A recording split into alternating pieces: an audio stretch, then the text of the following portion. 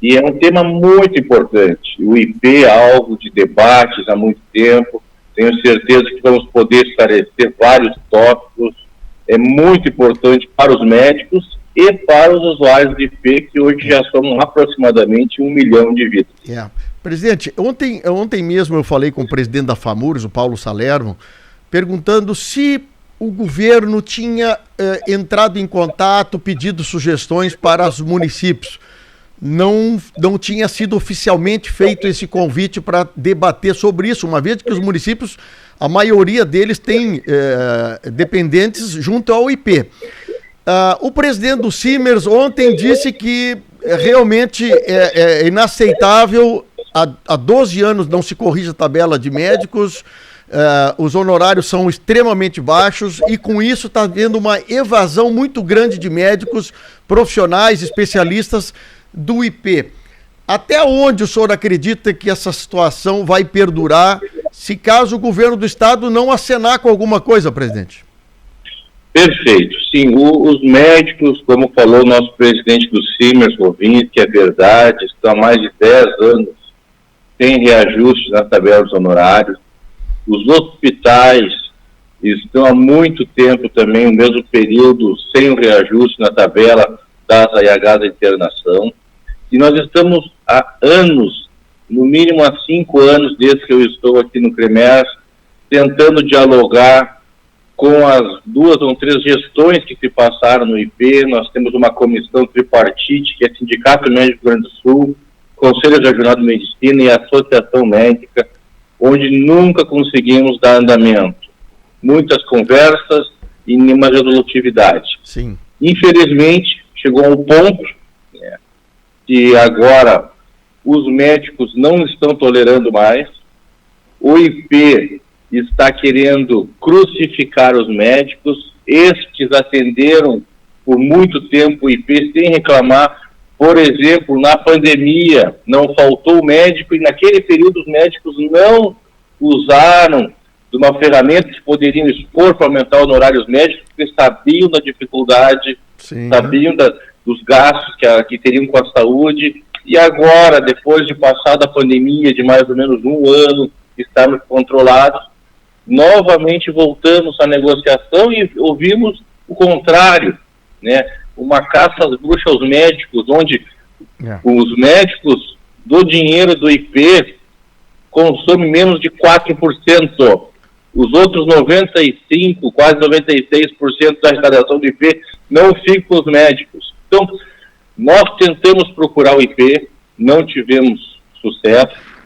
Tentamos dialogar com o governo do estado, também muito difícil resolução. Então, hoje nós esperamos, nós temos uma reunião às 15 horas, a gente sabe dessa reunião ao meio-dia, reunião almoço do governador com a bancada, e queremos hoje na Casa Civil ter um retorno positivo, um retorno que não crucifique os médicos, não prejudique os hospitais e muito menos os usuários do IP, que também não podem ser os culpados a pagar essa conta. Sim. Nós médicos entendemos, nós queremos que não fique pesado para ninguém, não fique pesado essa cruz para os médicos, nem para os hospitais e nem para os usuários. Então, tem que ter um diálogo.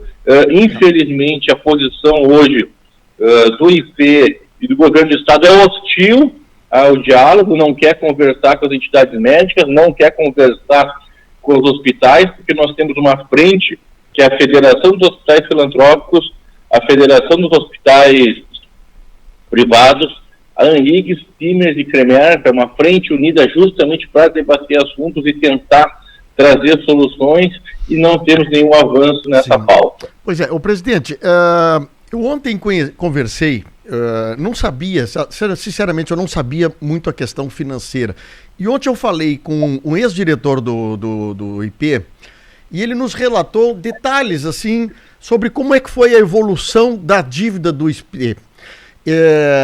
E as consequências que estão acontecendo pela passagem do tempo sem nenhuma ação governamental, uma ação assim de saneamento, vamos botar assim a palavra, né? Sanear, de tomar iniciativa.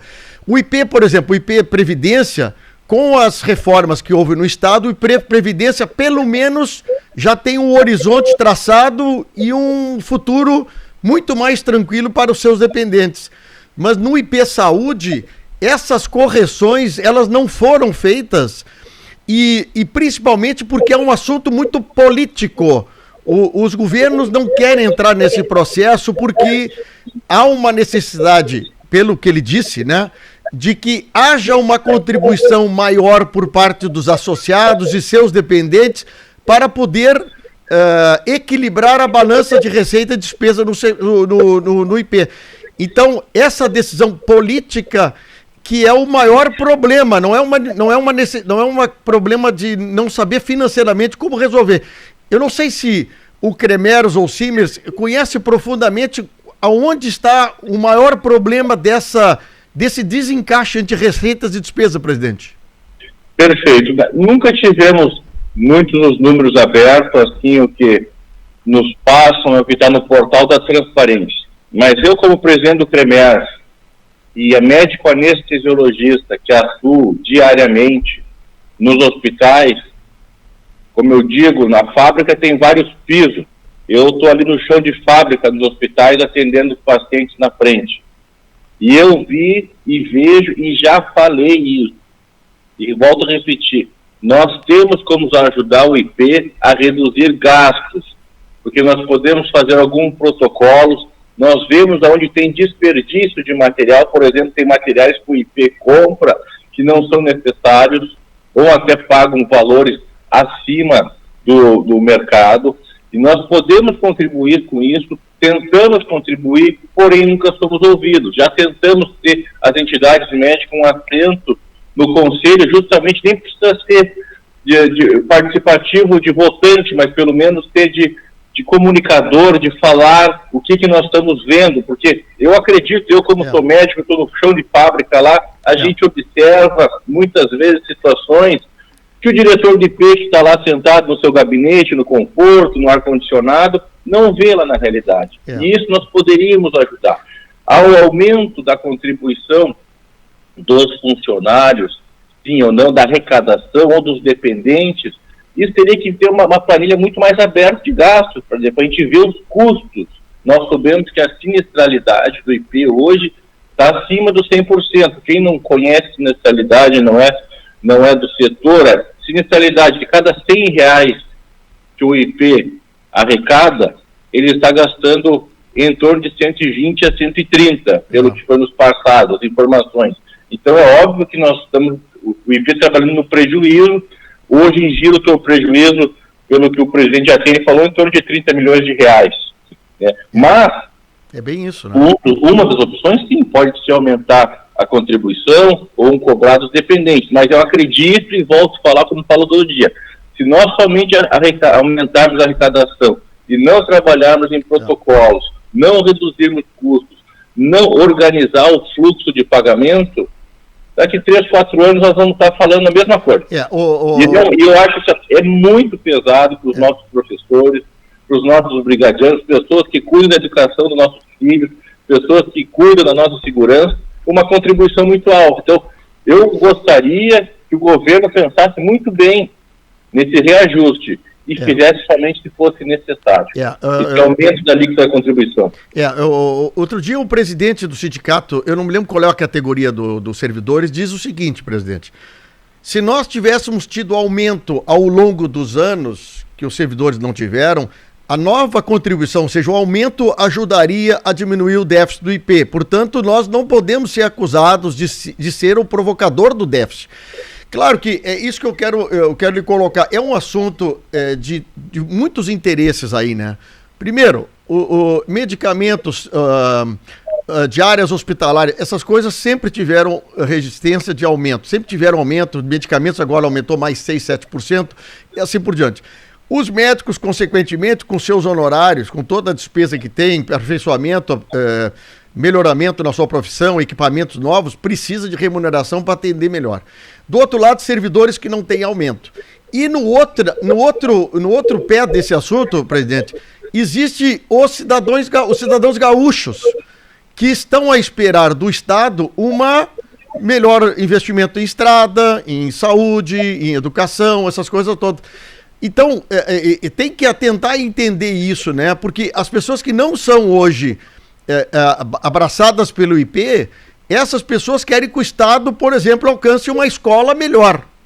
O Estado, por várias vezes, investe no IP para diminuir o déficit, mas o déficit do IP é para uma determinada parte dos gaúchos, outra parte não.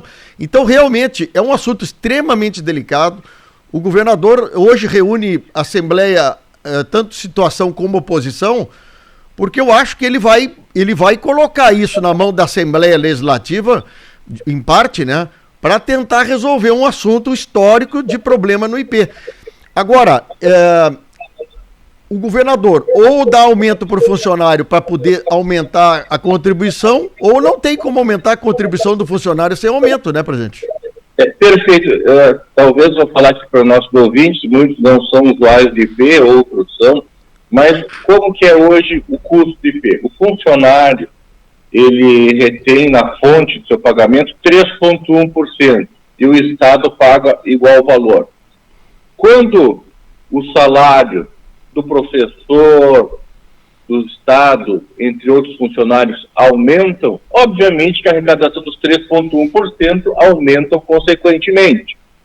Quando o salário fica congelado, esse reajuste não tem. Porém, o custo da saúde, anualmente, ele vai aumentando. Isso não depende de nós.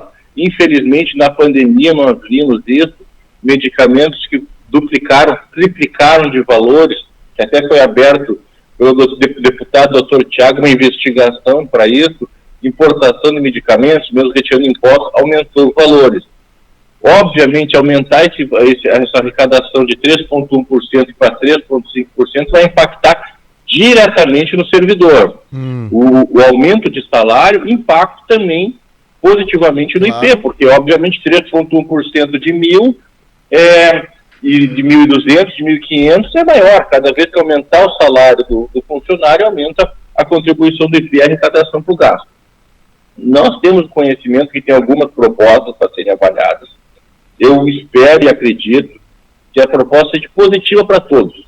Eu tenho certeza que tem como ser positivo para todos. E eu entendo perfeitamente, eu acredito na inovação, nas mudanças, eu já falei isso várias vezes, na criatividade do governo. Eu vou dizer uma ideia aqui, que eu já disse 2, 3 vezes, que não é uma ideia nova. O governo poderia, por exemplo, fazer uma loteria estadual. Sim. E essa loteria estadual, os lucros, a princípio que eu conheço, todas as loterias, Mega Sena, entre outras, dão lucro, não dão prejuízo. Sim. Pode ser convertido na saúde, na educação, ou talvez no IP, uma grande parcela. Então, entre isso é uma sugestão inovadora. Tem outras sugestões que podemos fazer de contribuições, mas eu imagino que o governo, ele tem que pensar fora da realidade. Eu fico muito decepcionado quando a única opção é aumentar impostos, é aumentar a contribuição. Nós temos que trabalhar diferente. O inovar é isso. O inovar não é dizer vamos aumentar o imposto. Isso aí, há 100 anos atrás já faziam isso. Então, eu acredito que tem outras sugestões. Nós vamos defender o médico e a categoria, porque pense, você que está nos ouvindo, que não é professor, que não é médico, que é qualquer outra profissão. Imagine o senhor ganhar a mesma remuneração de 2010. É isso que o médico ganha. O valor da consulta ganhava em 2010, ganha em 2023. Só que com uma pequena diferença. Nós recebemos com entre 90 a 110 dias de atraso. Resumindo, o paciente que é atendido em janeiro, nós estamos recebendo agora em abril. É isso que ocorre. Então, a população, quando vem às vezes conversar conosco, tem que entender a dificuldade, né? Uma cirurgia, um parto, imagina um parto, fica se preparando 9 meses, uma gestação, um parto pode ser muito complicado, pode virar uma cesárea, pode entrar em trabalho de parto à meia-noite, às 2 da manhã, às 3 da manhã, às 5, médio, um final de semana, feriado. Eu não o médico tem um valor de R$300. É muito ruim a remuneração do IP, é um descrédito. Então, infelizmente está ocorrendo descredenciamento. As entidades médicas, eu vou deixar bem claro, que ainda não está estimulando o descredenciamento. Nós estamos acreditando ainda na palavra do governo para aumentar. E em contraproposta, nós vemos o IP querendo crucificar os médicos, que são a ponta fraca desse canal todo. Mas aí o tiro é pela culatra, né? É um tiro no pé, né, presidente? O IP botar nos médicos a culpa disso. Né? Fábio, eu confesso que tem duas categorias muito insatisfeitas com o IP. Os médicos e os hospitais. Particularmente, eu não conheço nenhum plano de saúde que funciona sem hospital e nenhum plano de saúde que funciona sem médico. Se o IP não negociar com os hospitais e com os médicos, vai ser muito difícil. Então, acho que temos soluções, nós estamos abertos ao diálogo e precisamos disso, porque o mais importante é as vidas. 1 milhão de vidas, é 10% da população gaúcha que é atendida pelo IP. E se o IP fechar, essa população vai para o SUS. E o SUS, nós soubemos, está muito carregado. Nós aqui em Porto Alegre, por exemplo, já estamos com os hospitais beirando a 95%, 97% da sua capacidade, e nem começou o inverno gaúcho ainda, que nós soubemos que no inverno gaúcho, principalmente as crianças com bronquiolite, crise de asma, vão para os hospitais, vão para a internação. Então, nós estamos muito preocupados. Então, o IP, sim, acaba sendo muito importante para toda a saúde do nosso estado. Presidente, se me permite, eu vou botar mais uma categoria que está também com a mesma impressão que os médicos e hospitais. O próprio usuário do IP, né, vai fazer uma cirurgia, como o senhor falou, uma cesariana, né? O médico recebe, como o senhor falou, em torno de 300, 350 reais para fazer uma cesárea. E nós não temos anestesista mais no IP. Então, a família tem que desembolsar mais o valor dos honorários do anestesista, porque ele já não está mais no IP. Daqui uns dias nós não vamos ter obstetra no IP. Quer dizer, o usuário como médico, como hospital, o tripé é esse, acaba vendo aquele médico que ele gostaria de participar, que não está mais no credenciamento. Quer dizer, também se perde isso, né? Por isso que eu acho que é importante o governo do estado aproveitar que o governador está entrando agora no segundo mandato dele, né, presidente? Profissionalizar mais a questão do IP. O senhor disse muito bem, desperdício de materiais.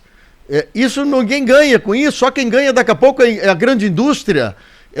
Coisas assim, começar a ir para o dia a dia de dentro dos hospitais, para dentro das clínicas e ver como o IP profissionalmente poderia trabalhar com a remuneração correta, justa, mas pelo menos uma remuneração nada afrontosa como tem hoje, né, presidente? Há 1 ano atrás, um pouquinho mais de janeiro, fevereiro do ano passado, foi fevereiro, a Sociedade de Cirurgiões Cardíacos se reuniu e apresentou um descredenciamento total do IP. Vamos entregar a carta lá, com tristeza, confesso, mas entendendo os médicos, porque os valores eram muito baixos. E eu falei, se vocês não cuidarem do IP, essa é mais uma categoria que vocês perderam. Já perderam os anestesistas e agora estão perdendo os cirurgiões cardiovasculares.